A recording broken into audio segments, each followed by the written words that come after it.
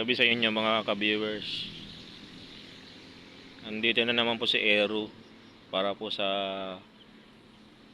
pagkapaliwanag natin, talakay natin about nagkasakit pero natakot. Natural lang naman na pag nagkasakit tayo natatakot tayo sa mangyayari sa atin sa buhay. Kasi sino naman may gusto na magkasakit na gusto mabuhay, gusto mamatay pag nagkasakit. Siyempre, ayaw rin nilang mamatay, di ba? Ayaw rin mamatay ng mga tao pag nagkasakit. Siyempre, malungkot. Ang nagkasakit na natakot ay yung may takot sa Panginoon. Yung nagbalik loob siya sa Panginoon na nagkasakit siya. Kung kailan nagkasakit, nagbalik sa Panginoon. Pwede naman yun. Basta hanggat nabubuhay pa, nagbabalik loob sa Panginoon, ay tinatanggap ng Panginoon yun. Kasi basang-basa naman ng Panginoon yun. Alam naman ng ating isip, bago pa natin ito isagawa, plano pa lang, alam na ng Panginoon. Kaya yung mga nagkasakit na takot na na nagbalik loob sa Panginoon kasi takot sila mamatay or takot silang mamatay na wala man lang nangyari sa buhay nila na magbabalik sila sa Panginoon. Pero mayroon din tao na nagkasakit, takot mamatay. Iba naman to. Yung takot mamatay, gumagamit ng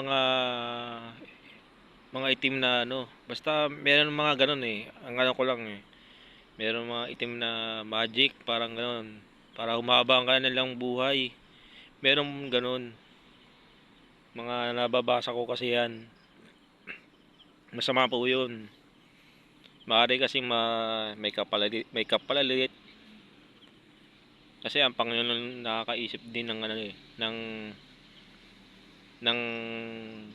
iba-ibang mga iba-iba na ginagawa ng mga tao na yung mga itim na mahika para humaba yung buhay. Siyempre nagagalit din yung Panginoon dyan. Ang gusto kasi ng Panginoon yung nagbabalik loob ko sa Kanya, humingi ka ng tawad, at payapa ang isip mo, tanggap mo ang sarili mo, kung ano man ang mangyari. Ganun po yun. Kaya merong talagang tao na nagkasakit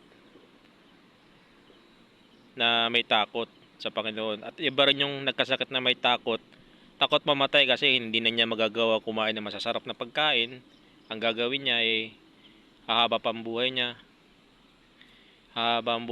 Gagamit siya ng mga Meron mga ganun tao talaga. Pero hindi lahat. Meron naman na tao na nagkasakit pero ang tagal ng buhay, parang pinahihirapan siya sa sakit, yun, pinapatagal siguro ng Panginoon yun para siguro magbalik loob pa siya sa Panginoon. Ganun po yun. Kaya pero meron din yan na pinag-uusapan na ang tagal ng buhay kasi masamang damo. Totoo rin po yun. May mga ganun. Ibig sabihin nun, kaya siguro pinapahaba pa yung buhay, baka maaari pa magbalik loob sa Panginoon. Isa rin yun.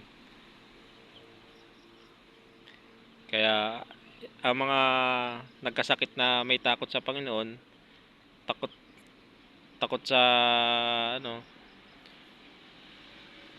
sakit na mangyayari sa kanila at nagbalik loob sa Panginoon, ay mas maganda yun.